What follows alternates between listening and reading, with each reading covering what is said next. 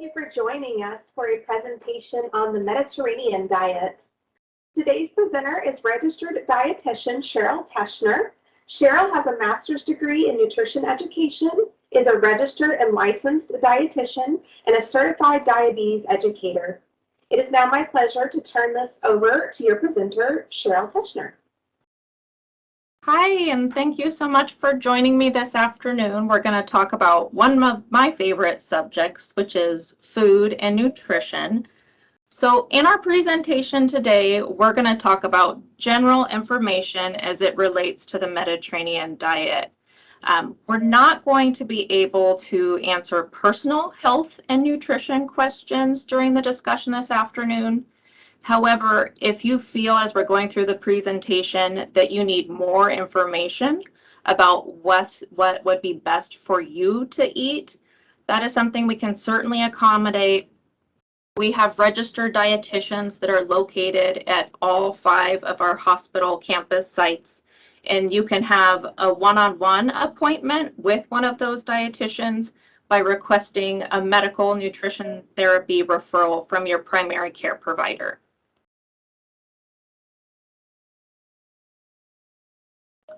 So today we're going to talk about Mediterranean diet. It's consistently recognized as one of the more healthful styles of eating by a variety of health organizations and in research studies. So this afternoon, we're not going to necessarily discuss all of the supporting evidence or research for this claim, but we'll be reviewing how to implement a Mediterranean style of eating, the health benefits of eating foods that are included in the Mediterranean diet, and how often and how much of the different food groups should be consumed on a daily, a weekly, and even a monthly basis. So really, this is a lifestyle eating approach, and it's not a restrictive diet. So what we find with the Mediterranean style of eating, it provides us really a framework or a set of guidelines to follow for dietary patterns. So given that this is not a diet, it's not restrictive, typically this style of eating is appropriate for everyone in the household to follow. So children, adults, seniors, absolutely fine. Everyone can follow the same eating pattern. Also, following the Mediterranean diet might be appropriate for individuals that are living with chronic medical conditions, for things like heart disease and type 2 diabetes.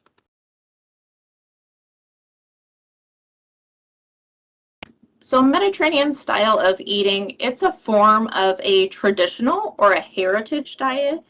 And what we find is this is obtained from the food cultures that are in the countries surrounding the Mediterranean Sea.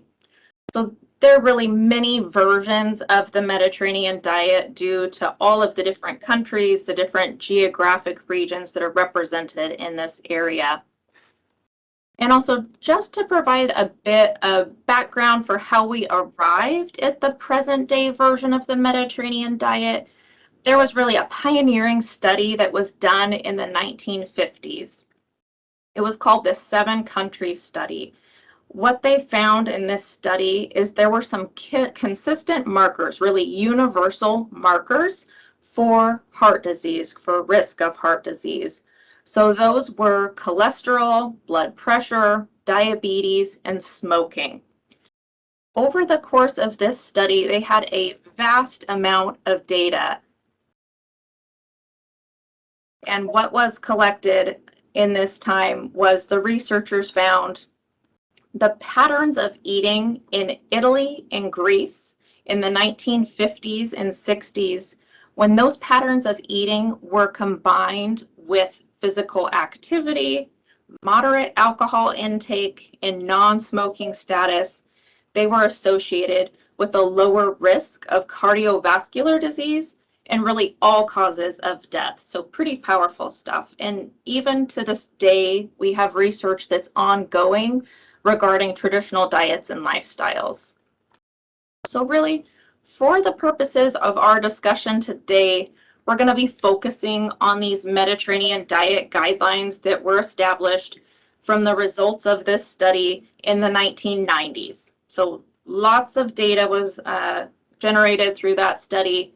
In 1993, the nonprofit organization Old Ways created the Mediterranean Diet Pyramid with the Harvard Public School of Health and also the World Health Organization.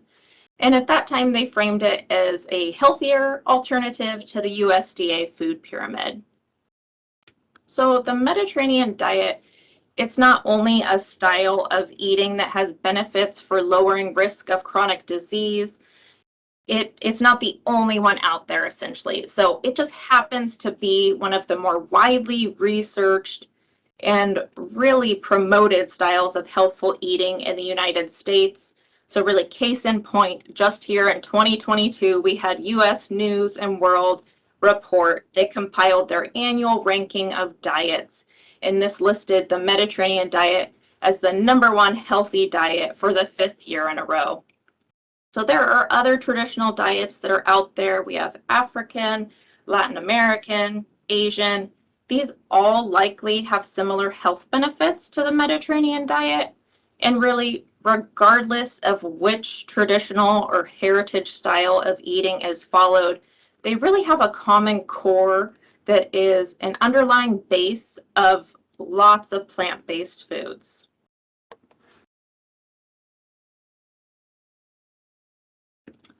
So there are several different elements that we're going to break out. So we're going to talk about food, of course, in greater detail in just a little bit, but we're going to review what we just talked about in the previous slide.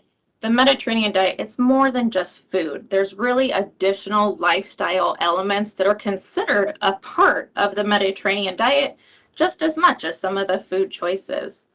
So we'll talk about some of those food elements. So traditional diets, they really focus on combining a variety of foods in moderation. So fruits, vegetables, whole grains, legumes, lean proteins, seafood, dairy, nuts and seeds, and flavoring foods with herbs and spices. So for meats, they're really used as a side dish or to accent plant-based main entrees. Many other plant-based foods are used in the Mediterranean diet to supply protein on a day-to-day basis. So that would be whole grains, beans, lentils, dairy, eggs, and nuts and seeds. And really the overall focus here is on whole food style of eating with less reliance on ready to eat or heat and serve convenience foods for meals and snacks. So next we have our lifestyle elements. So daily body movement is very important. And that really doesn't mean going to the gym unless you want to go to the gym, that's fine. But body movement, it should be enjoyable. It can be really a variety of activities. It could be dancing, riding a bike, yoga, tai chi. It could be gardening. It could be walking the dog. There's starting to be more organized sports now that we're having some of our restrictions from COVID be reduced. So something like pickleball, that's getting really popular nowadays.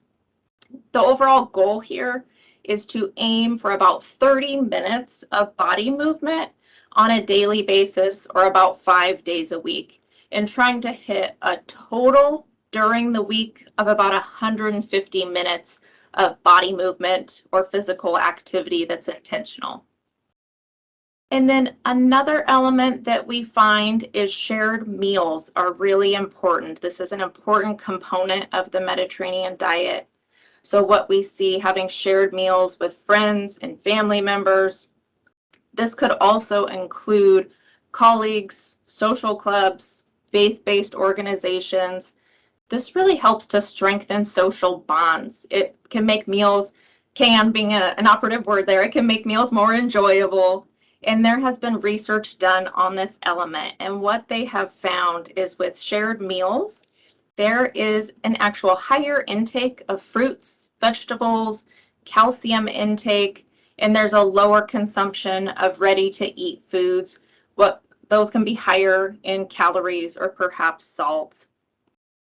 The impacts of shared meals, They really help to form eating experiences for youth and then also later on in life for adults. We see a really positive association here with shared meals and eating habits that can impact someone for their lifetime. So now we're going to start discussing the food in detail. So this is the Mediterranean diet pyramid from the nonprofit organization Old Ways. As we just discussed, Mediterranean diet, it goes beyond just the food. It incorporates those lifestyle elements as well. So what we see here on the base of the pyramid is there's two focal points, body movement and shared meal times, which we just discussed. The next level, or the base of the pyramid, features a wide variety of plant-based foods. So we have whole grains, we have fruits, we have leafy green vegetables, starchy vegetables, beans, lentils, nuts and seeds. We have fats like avocado, olive oil, olives themselves. And these items on the base of the pyramid, these are items that we want to try to eat every day and even at every meal. So there's a strong focus in traditional diets on plant-based foods. The Mediterranean, it's not a vegetarian or a vegan diet. We do see in that mid portion of the pyramid that there is fish, shellfish, poultry, eggs, cheese, and yogurt. But these items, they are eaten less often on a daily to a weekly basis. And then finally, at the very top of the pyramid, that little triangle at the top, we have red meats and sweets. So these are items that are only consumed a couple of times a month. Off to the side of the pyramid, we see our beverages. And so we have water. This is the beverage of choice. And then we also have alcohol, red wine, which is something that's consumed in moderation with meals. And then another just kind of noteworthy feature of the pyramid is anything on the bottom portion of the pyramid is something you can consume more of in larger portions. So larger portions and more frequently. Anything towards that top of the pyramid, you're eating less often in smaller portion sizes. And now we're going to start going through our food-based slides. We're going to discuss each individual food element and how much is recommended to eat on a daily, a weekly, and even a monthly basis. So we're going to start with vegetables, and this is very appropriate. Vegetables are one of the key elements of the Mediterranean diet, and it's one of the reasons why this diet consistently ranks as one of the more healthful patterns of eating.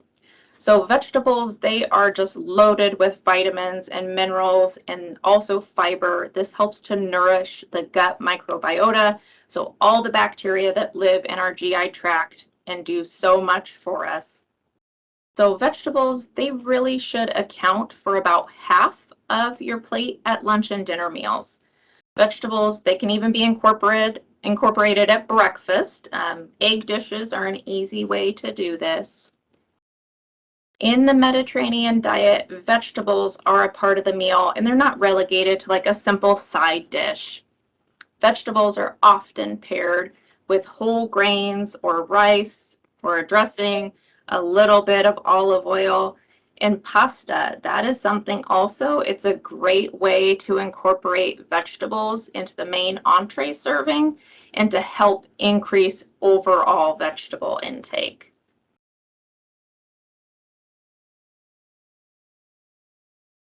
So here's a listing of some traditional Mediterranean vegetables. Any of these vegetables can really be prepared with just a bit of olive oil, lemon juice, some herbs and spices to season. You can roast, bake, saute these items until they're tender, crisp, and they're really delicious that way. And even for salad greens, prep here can be pretty simple. You can just add a bit of olive oil, balsamic vinegar, and toss this together. So what we find for Mediterranean diet is vegetables are one of the base items to eat every day. The recommendation is 4 to 8 servings on a daily basis. So next up, we're going to talk about fruit. Just as we discussed for vegetables, fruit is packed with vitamins, minerals, and fiber.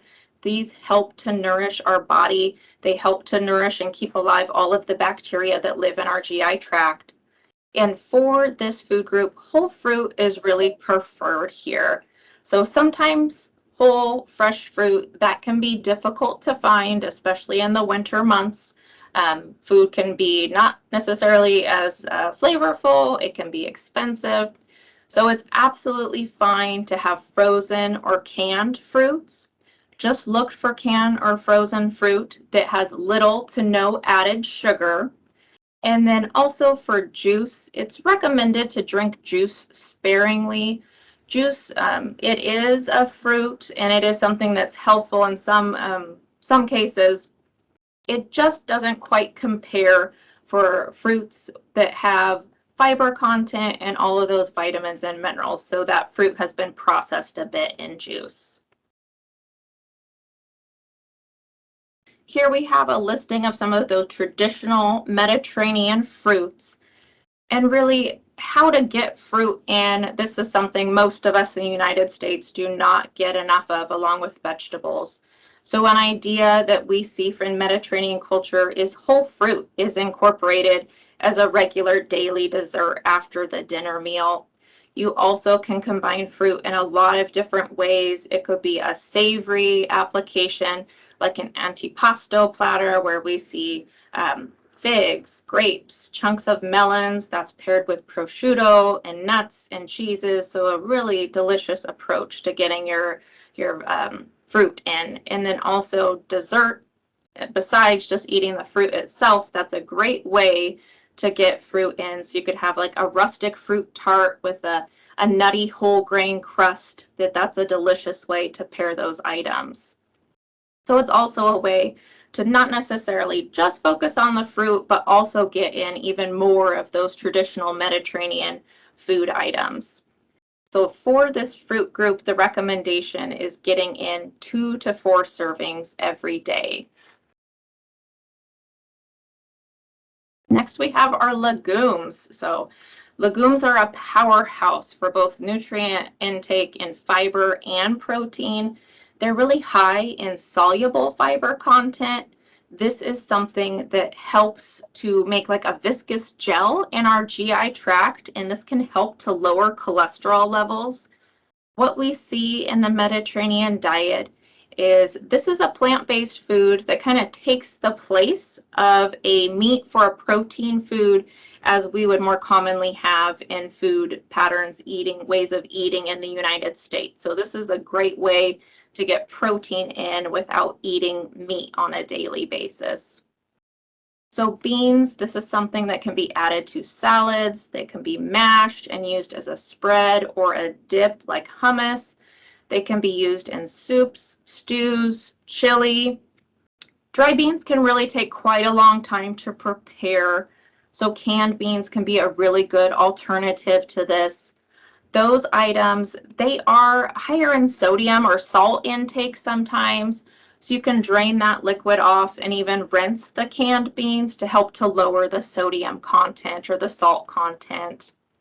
And then really lentils. So these are incredibly versatile. You can use this in basically all the same way that you would use a bean. So you could use this in a soup or a stew. You could add spiced lentils to salads, use it in veggie burgers, in pasta dishes. Lentils are typically faster to cook than beans. They don't require any pre-soaking, so that's nice. And then also green lentils. There's a couple different varieties of lentils. So green lentils, those stay a little bit firmer when cooking. So that would be a better application for like salads, items where you're going to eat them whole. Brown or yellow lentils, sometimes those can get a bit mushy.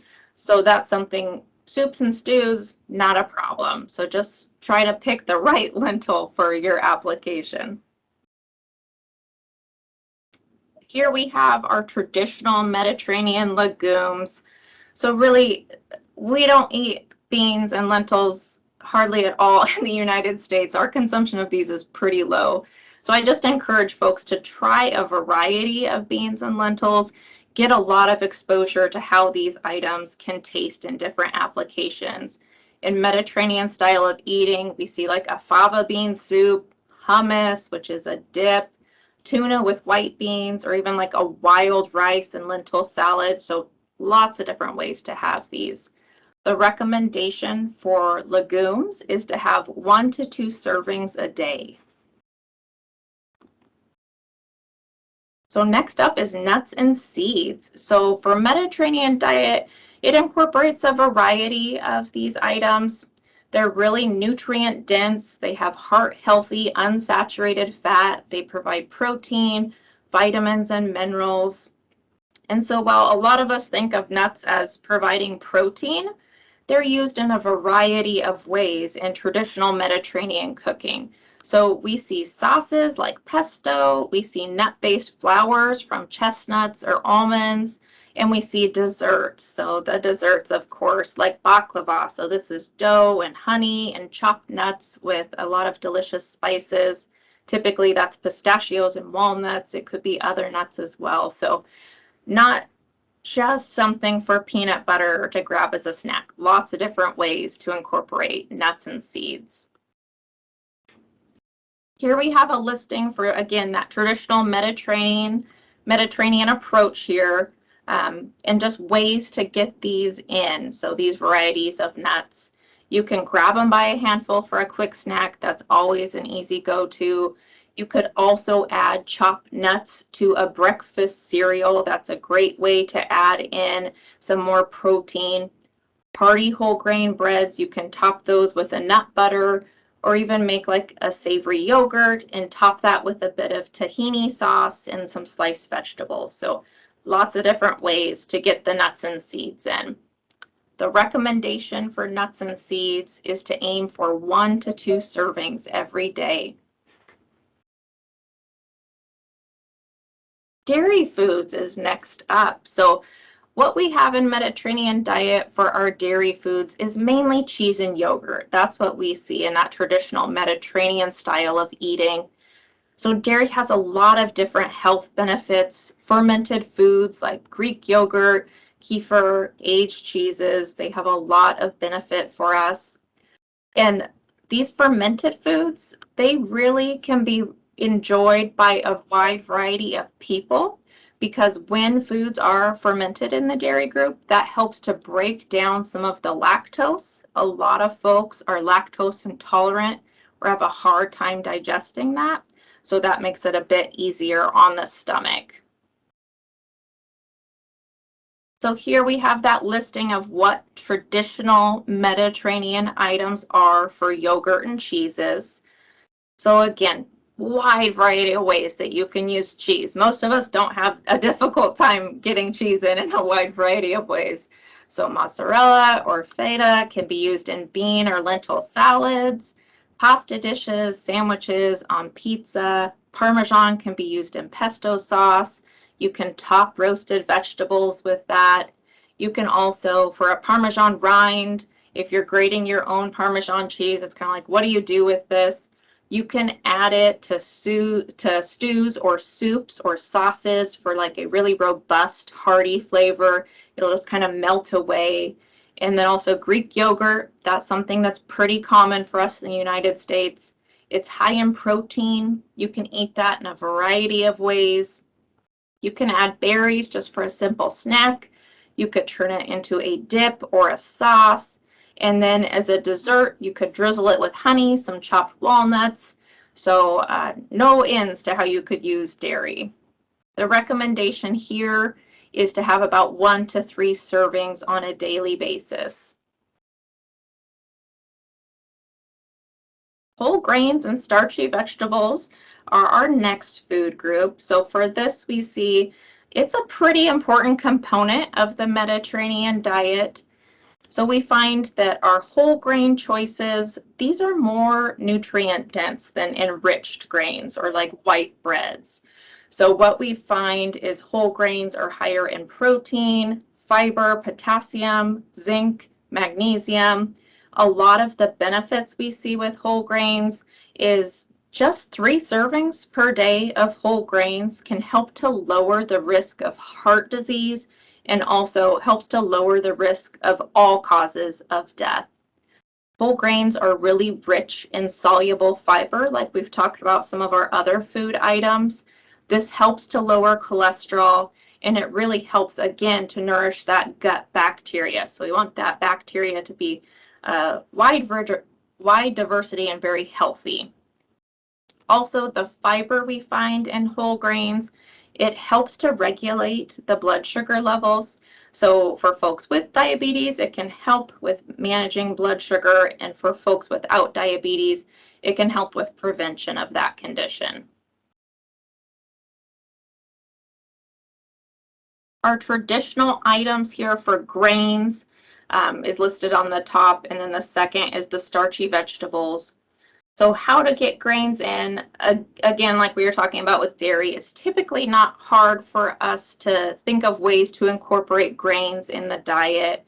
In the Mediterranean style of eating, we'll see a lot of grain-based dishes or grain bowls that incorporate vegetables. They incorporate beans and lentils, so lots of different ways to add these items in. And then also, there's a lot more options beside just the really well-known versions of pasta and rice. There are so many different other whole grains that have a variety of flavors and textures. So again, I would, like with the beans and lentils, I would really encourage you just to try some of these different varieties, and you'll probably be pleasantly surprised at they're not that difficult to cook, and they taste really different than some of the other grains that some of us are used to eating. And then pasta. So pasta is really a widely accepted food. It can act as a means to introduce children or even adults to a wide variety of vegetables. So pasta can be paired also with protein foods very easily, and even plant-based proteins. So like eggs, that would be more of an animal-based one, but eggs, peas, beans, lentils, these can all be added for like a full meal. And then our starchy vegetables, so we have potatoes and squashes. These are nutrient-dense vegetables, and they come, again, in multiple varieties.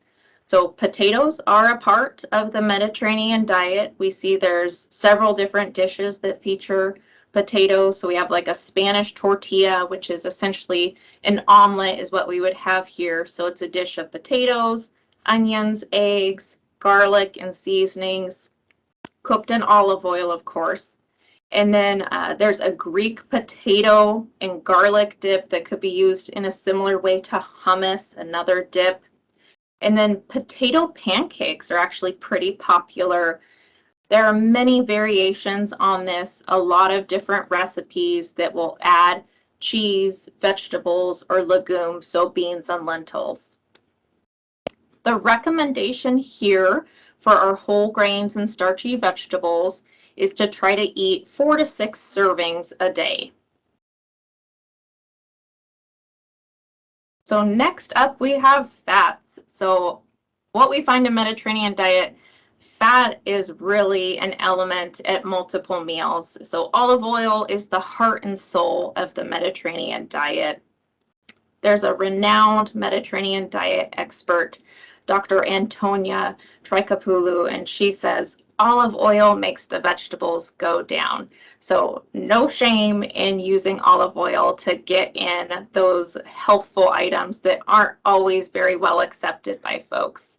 So olive oil, it can be used in a variety of ways. So you can use olive oil as a sauce or a dressing. You can drizzle it over vegetables for just added flavor right before serving. You can marinate meats, and also just everyday cooking and baking. Olive oil is an ingredient. Some key tips for buying olive oil and then using olive oil. There is sometimes some confusion or fear about this. So you don't have to buy the most expensive olive oil to get those health benefits. All types of olive oil is healthy. What's recommended though is to have an everyday extra virgin olive oil for dressing and cooking. And beyond that, enjoy the variety of different tastes that are out there. It is recommended to try to buy some of the freshest extra virgin olive oil. So fresh would be defined more as like within that year's harvest. So something that's been produced within like the year, the last year and a half. And olive oil typically will have some sort of statement on its label about when it was produced and where it came from, what the origin is. And then for the extra virgin component, what that means is that the olives were pressed and they weren't chemically processed to obtain the oil. And again, all olive oil is healthy, but the stronger the taste, that is associated with a higher level of polyphenols. So what is that? So a polyphenol is a micronutrient that is found in plant-based foods, and it acts like an antioxidant. So it helps to provide anti-inflammatory benefits in our bodies. Another item that's always a question, you can heat olive oil up. That is okay to do. It's not going to lose its health benefits. And then for storage, you just want to make sure that you store your olive oil in a cool, dark cupboard away from heat. And for our fats, for mainly olive oil is what we see consumed in the Mediterranean diet, the recommendation is 4 to 6 servings a day.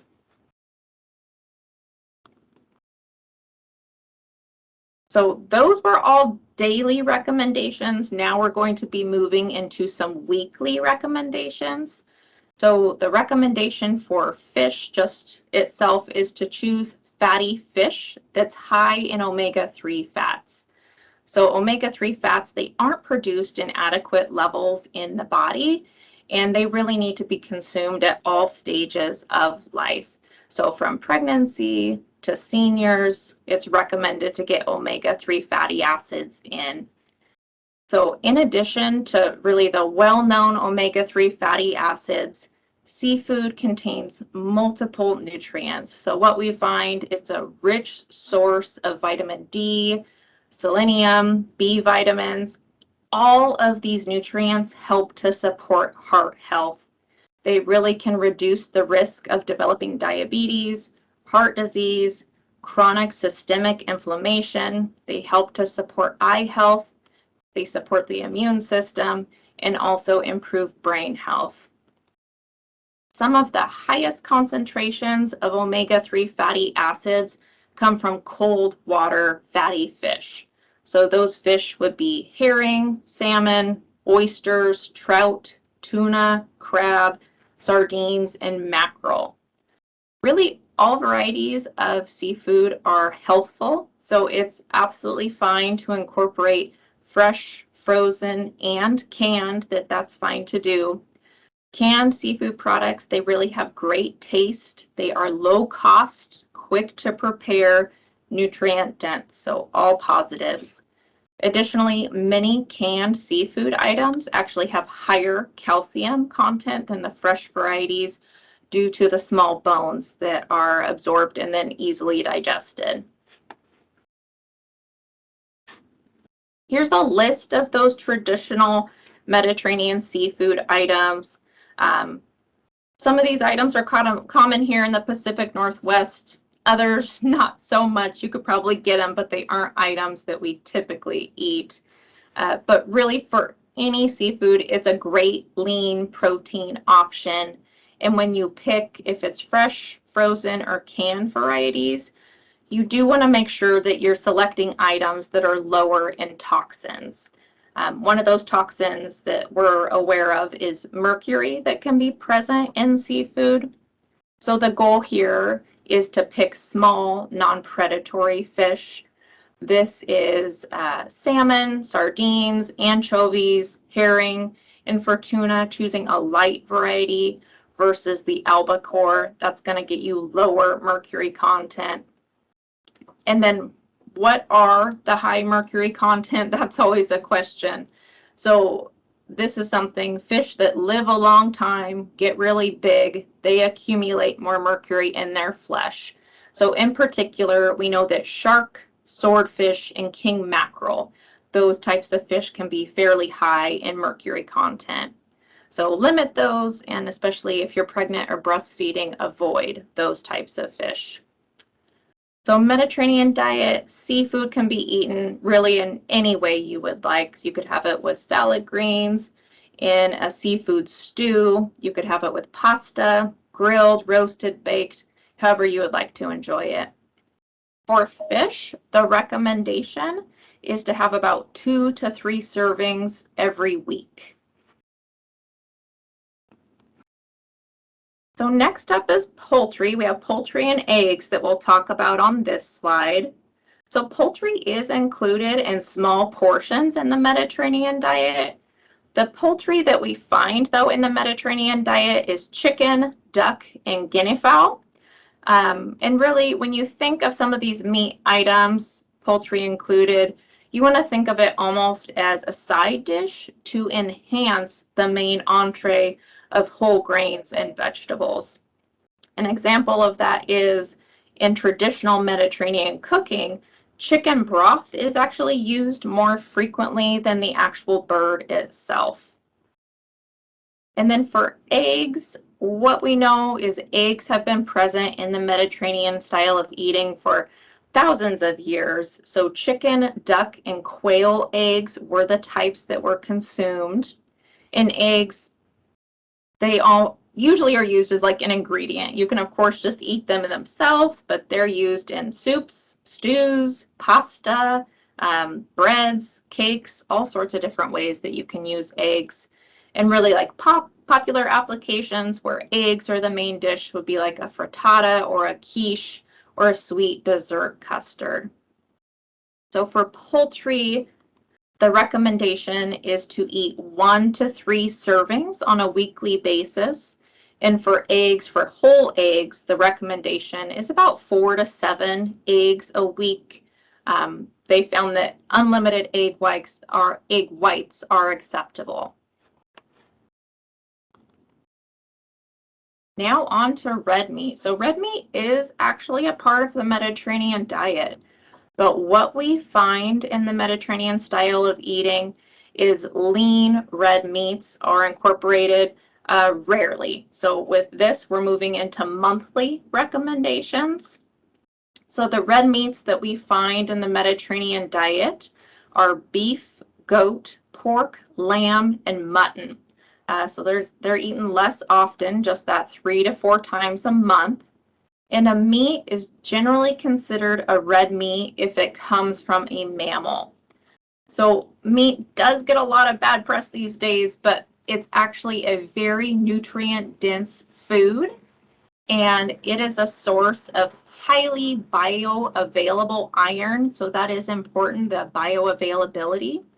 So also zinc, selenium, and B vitamins.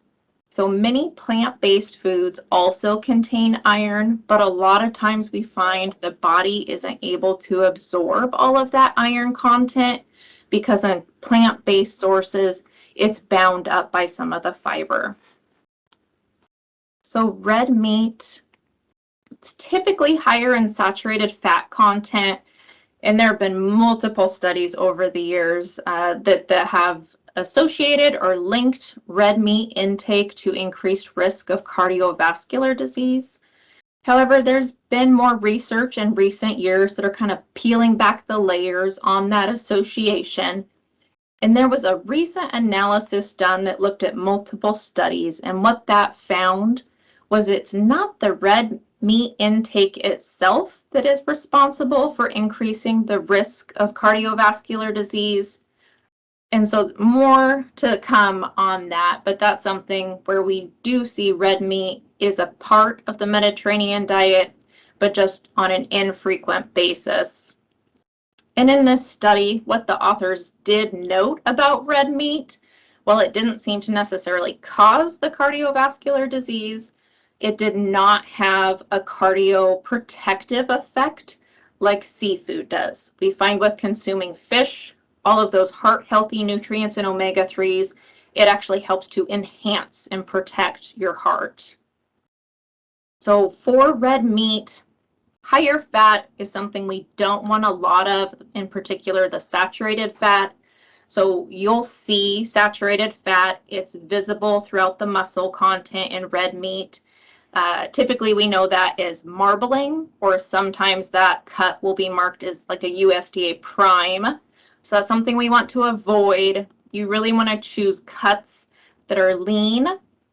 So lean would be about 90% of the muscle content and about 10% for fat content. That's definitely an acceptable choice. The recommendation again for that red meat is just 3 to 4 servings a month. And then sweets. So we find in Mediterranean style of eating, there are so many healthy and balanced diet choices throughout the day, week, and month that it really does allow for sweet indulgences. Most of the desserts that we find in Mediterranean diet showcase fruit, and that would be, as we talked about on our fruit slide, or even the whole grain slide a bit, that fruit is really the most common dessert that people in the Mediterranean style of eating would have consumed. But that fruit can really take on a lot of different forms when it's not just the whole fruit itself. And so fruit in a dessert form in Mediterranean style of eating, that could be combined with different traditional elements of the Mediterranean diet. And that could be combined with grains, nuts, yogurt, cheese, olive oil. Different kind of treats that we see are classic Mediterranean items like gelato, fruit sorbets, granitas. We see dates or figs that are filled with cheeses like ricotta or goat cheese. Those rustic fruit tarts that I talked about earlier, and many delicious baked goods, so cakes, cookies that feature whole grains, honeys, fruit, and nuts. And so the recommendation here is to just eat sweets and desserts sparingly. So have those on special occasions and limit them to just a couple of times a month. Herbs and spices are something that are used quite a bit, very liberally in Mediterranean cooking. So we see herbs and spices, they really enhance the flavors of vegetables, grains, beans, and lentils. They provide really deep flavors, rich aromas that help to increase our appetite. So use them quite a bit. And that's something when we see higher intake of herbs and spices, a lot of times we can reduce how much salt and fat is added to a dish. We see some of the more common herbs and spices in Mediterranean cooking listed here on the slide. Kind of a dual benefit here. We're getting the seasoning aspect of this, but also herbs and spices are plant-based foods that sometimes provide an additional benefit of antioxidants. So that anti-inflammatory effect that we see with fruits and vegetables and whole grains. Then alcohol. So this, of course, is optional. It is something we find in the Mediterranean region. This is home to ancient civilizations. What we find is throughout history, wine has been consumed in religious events, part of social relationships, family gatherings, just various celebrations. Wine is typically present. And so we do find in the Mediterranean style of eating that really sensible wine consumption is acceptable.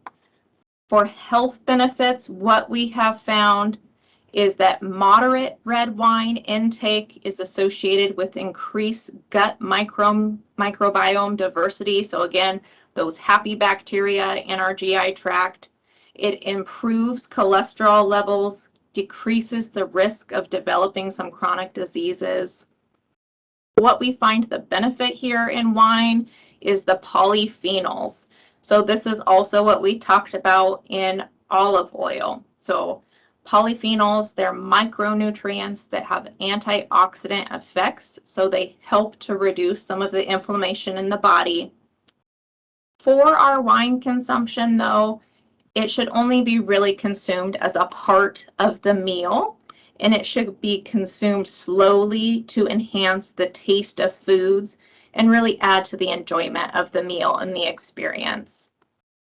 Again, wine is optional. It's just one element of the Mediterranean diet, but if someone chooses not to incorporate this element, they will still have benefits from following this style of eating.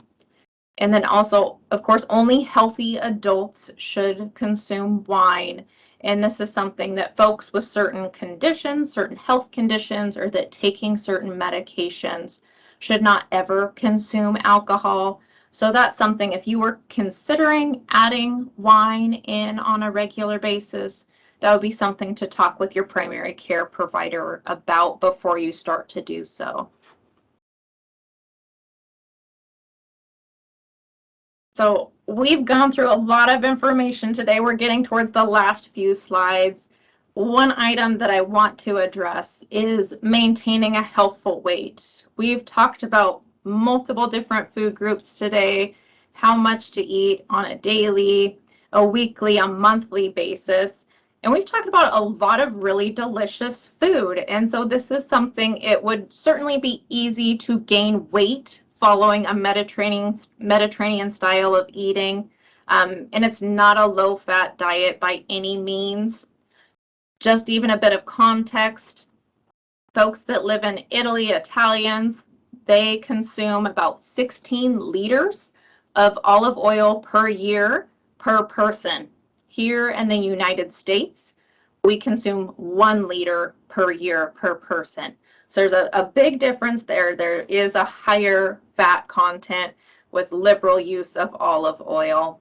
And then also just some numbers to put on that. The Mediterranean style of eating, if someone was consuming about 2,000 calories per day, that would be about 25 to 35% of those calories would be coming from fat. So about 50 to 80 grams of fat a day.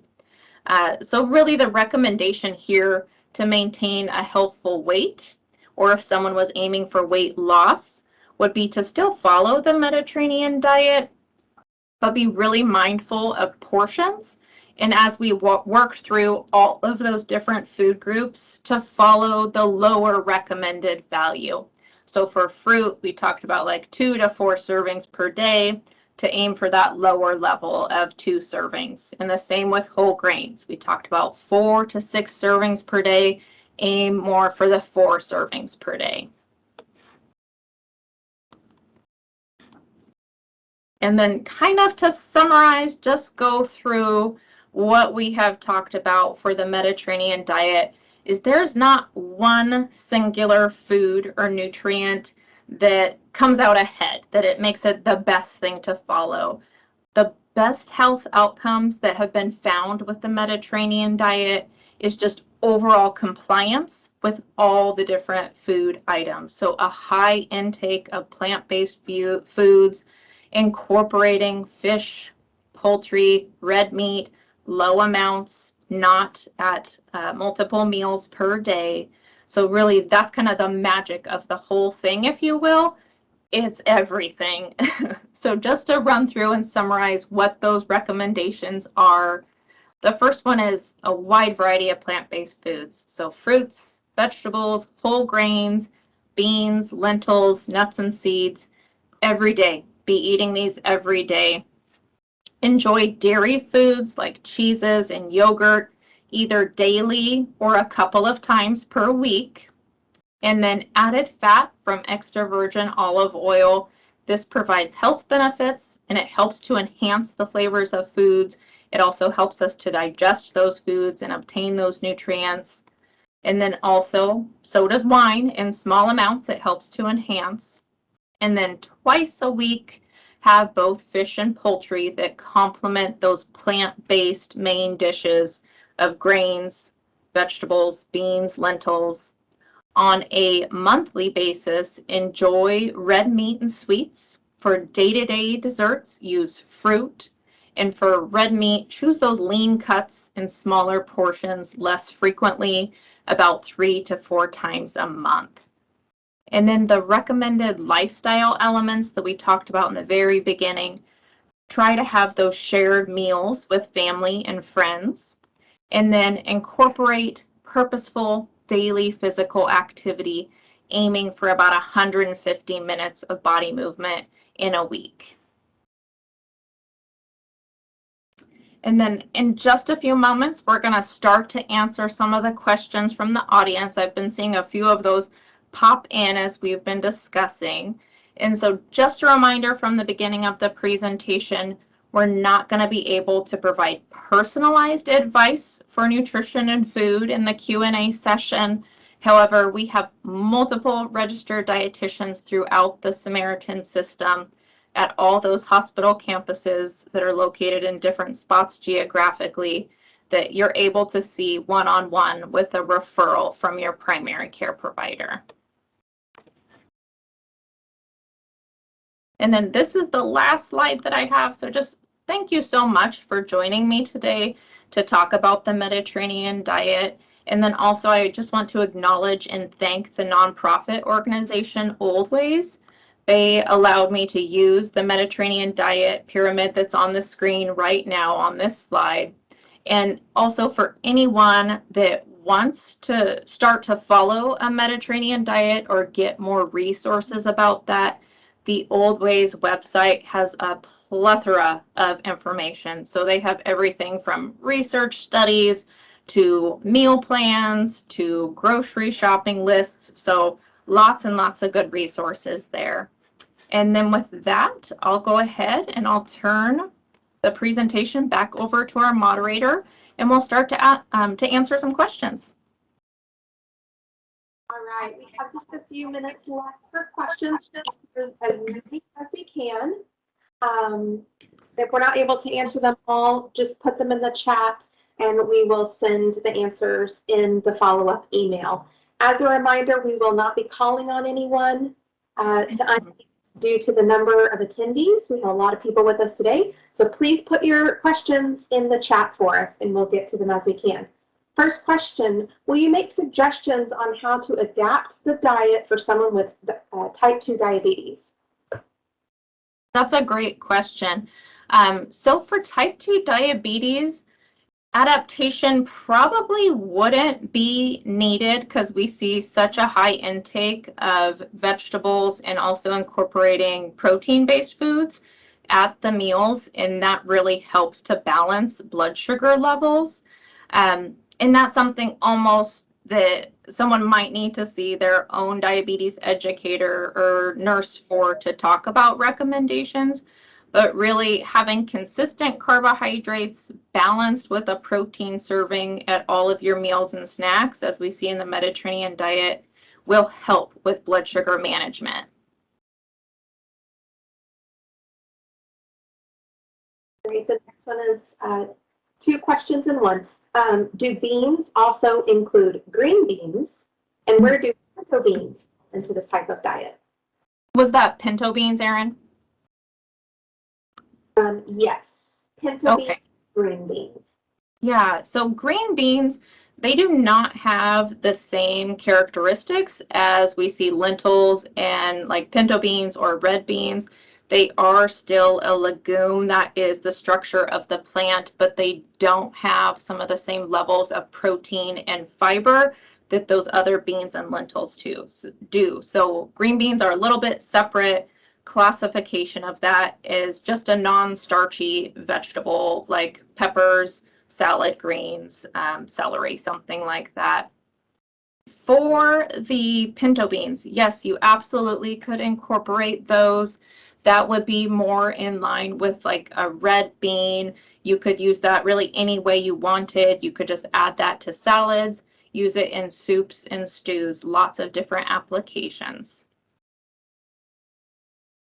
Another two-part question. Does non-alcoholic wine have the same health benefits? And what are the health benefits of red wine versus white wine? And so I am not quite certain about the non-alcoholic wine question. Part of the benefit that we find is from that aging and fermentation process with the wine. And so if I had to fathom a guess, I would say no, not necessarily the same like robust health benefits that we see with helping with the cholesterol levels and heart disease, but that would be something I will send out some more complete answers in the email, and then I can look at that a little bit further. And for the white wine, what we find in food, just food in general, is the more color, the more nutrients are present in that food item. So in Mediterranean diet, what they found, it's really the red wine that has more of that health benefit. The white wine still did provide some benefit, and it was observed lower blood sugar, so lower fasting blood sugar was seen with moderate wine intake if it's red or white. Okay, does dark chocolate have any place in this diet? And if so, what is the benefit?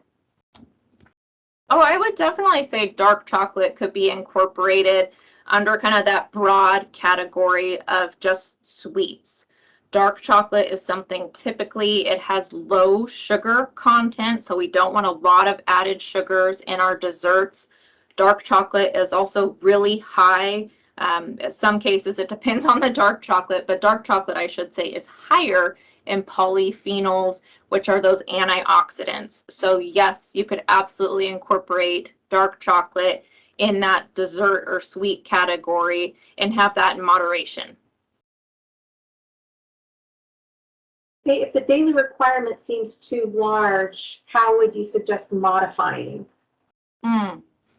So this is something, these are guidelines. And when I talk with folks, it's like, these are kind of the bumpers, essentially. So if you find that the portion sizes for whole grains or vegetables, whatever it may be, is a bit too large, you can absolutely reduce that down and have smaller quantities. It's more about the wide variety of foods that are consumed on a daily basis. Okay, is there any type of mackerel that would be lower in mercury than king mackerel? Mm.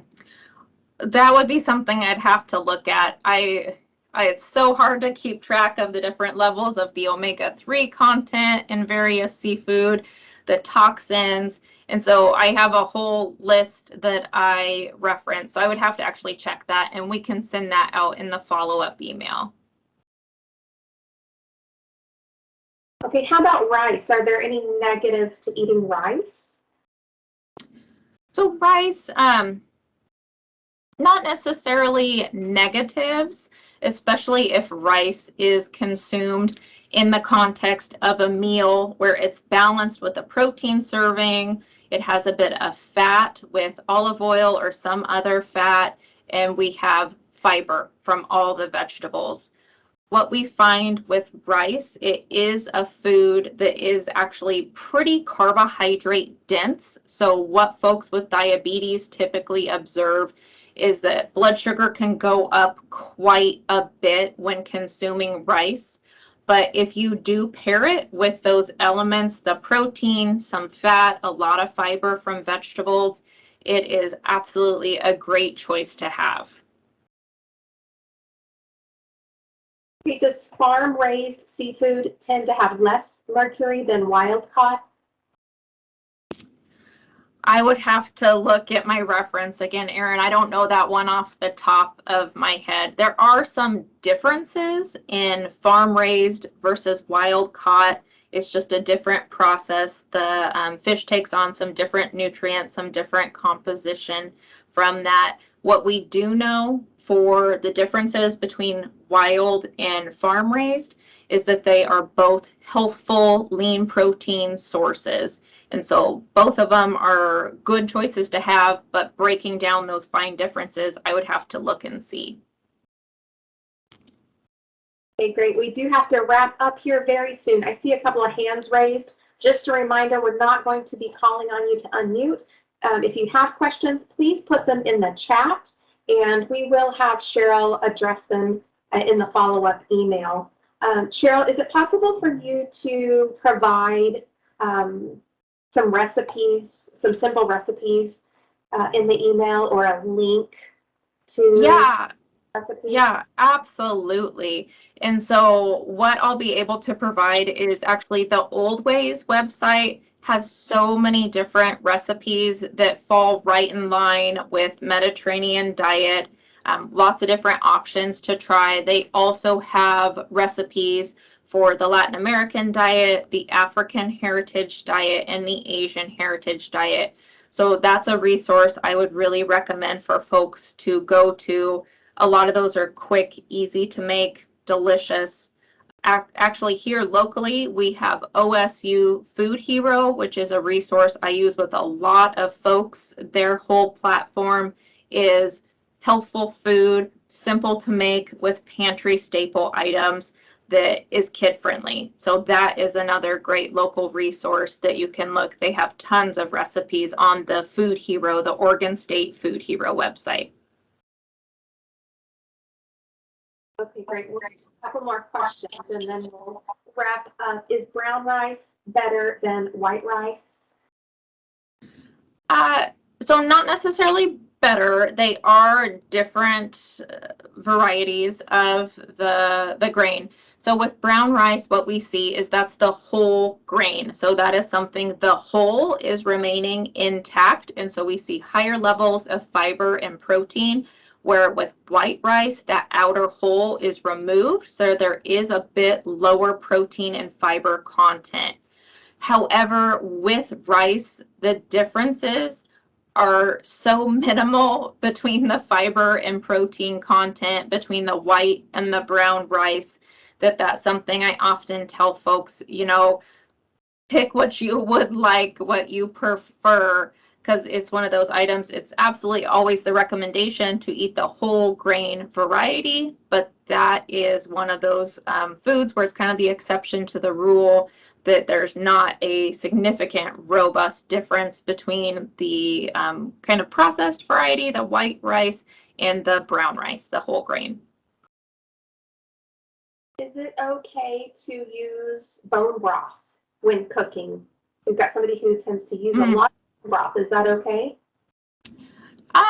So that's not something that would have been like called out as a particular element in the Mediterranean diet, but goodness, that is how you make traditional broth, is by boiling down the leftover elements of chicken or whatever it may be. So I would fathom the guess that also that's something, it's going to provide similar health effects. Of course, with bone broth, you're really using the bone as the medium versus the leftover meat and bones. So probably some slight differences, but I wouldn't say that's going to be something to necessarily avoid, because that's basically what broth is. It's boiling down some of those remaining items.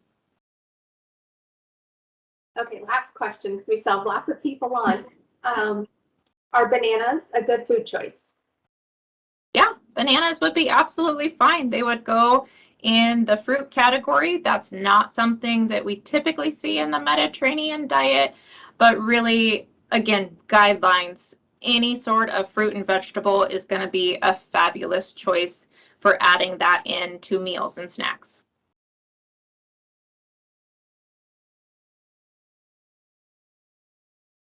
Wonderful. Thank you so much, Cheryl. This was, we got lots of compliments that this was a really great class. Oh, so good. Everybody, again, for joining us today. Your feedback is valued. We are going to leave a link to a survey in the chat if you want to take a moment and complete the brief survey, which is available. We'd appreciate it. Please watch for a follow-up email that will include a link to the recording, a PDF of the PowerPoint presentation, and answers to some questions that may have gotten left over. We want to thank you so much.